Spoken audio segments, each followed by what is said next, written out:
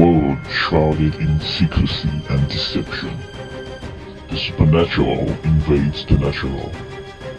Extraordinary beings walk among us, their true nature hidden from the eyes of ordinary mortals. Nothing is as it seems, and not everyone is human. I am Simon, the Phoenix.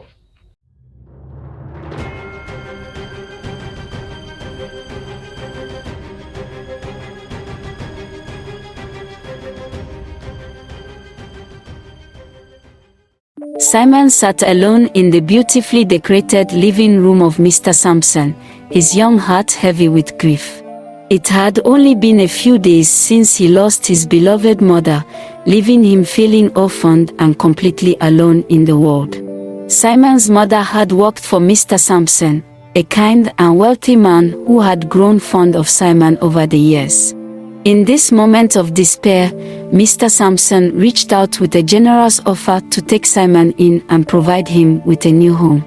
Mr. Sampson, a gentle middle-aged man with a warm presence, walked into the room, radiating comfort and reassurance. He sat down beside Simon, offering him paternal support that sparked a glimmer of hope within the young boy. "Simon, my boy, I can't begin to imagine the depth of pain you're going through. I also lost my parents when I was young, so I understand how overwhelming the sadness can be. But please know that you're not alone anymore. I promised your dear mother before she passed away that I would take care of you as if you were my own." Tears filled Simon's eyes, rolling down his cheeks as a wave of gratitude washed over him like a soothing balm. With a mix of emotions trembling in his voice, Simon managed to express his heartfelt gratitude. "Thank you, Mr. Sampson. I can't imagine what I would do without your support." Just then, Mr. Sampson called his twin sons, Victor and Vincent, to join them in the living room. As the twins entered, their faces twisted into frowns upon seeing Simon. Their disapproval deepened when their father told them that Simon would be living with them under the same roof. Victor sneered dismissively. "Great. It looks like our house is turning into an orphanage." Their father quickly interrupted their complaints, silencing them with a firm gesture, and asked them to show Simon to his temporary quarters. Simon felt uneasy as he followed the twins to the guest room. Alone with them, they cornered him, their faces contorted with sneering hostility. With a venomous voice, Vincent sneered, "We don't want you here, you know. And believe us, we'll make your life a living hell." True to their cruel words, the twins began tormenting Simon. They would give him clothes to wash even if they weren't dirty, and humiliate him in front of their friends. Simon endured the bullying silently, determined not to ruin the relationship between the twins and their father, who had shown him such kindness and compassion. Soon, the term's academic results arrived. Simon's hard work and dedication paid off, and he excelled in his studies, earning praise and recognition. In contrast, Victor and Vincent's performance declined as they faced the consequences of their careless approach to education.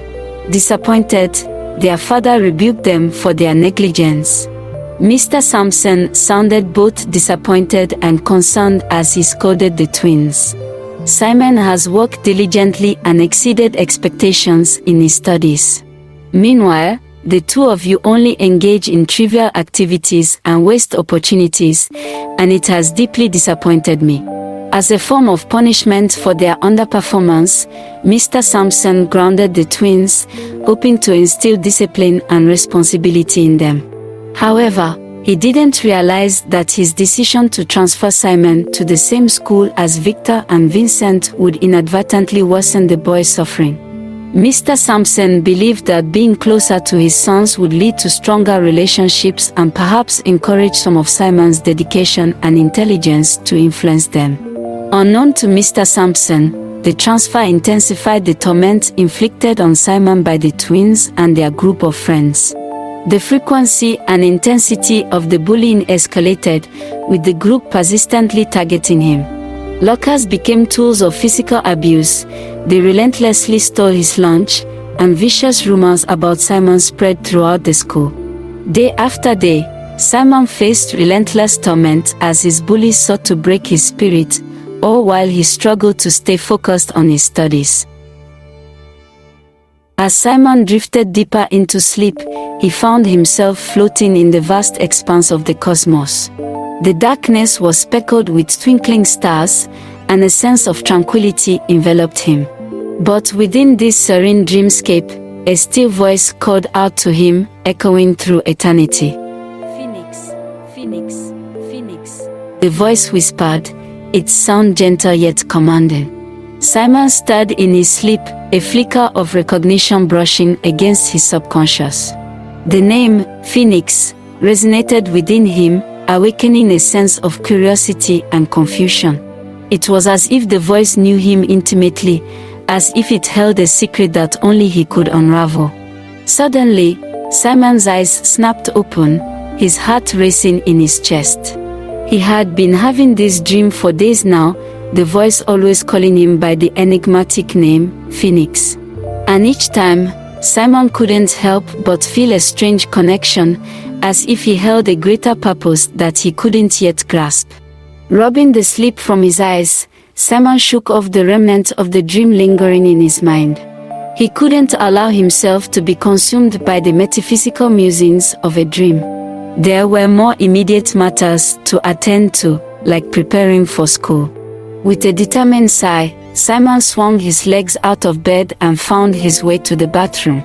As he splashed water on his face, he tried to push the dream aside, labeling it as mere imagination, a product of an overactive mind. "Phoenix," the voice echoed in his thoughts once more, refusing to be silenced.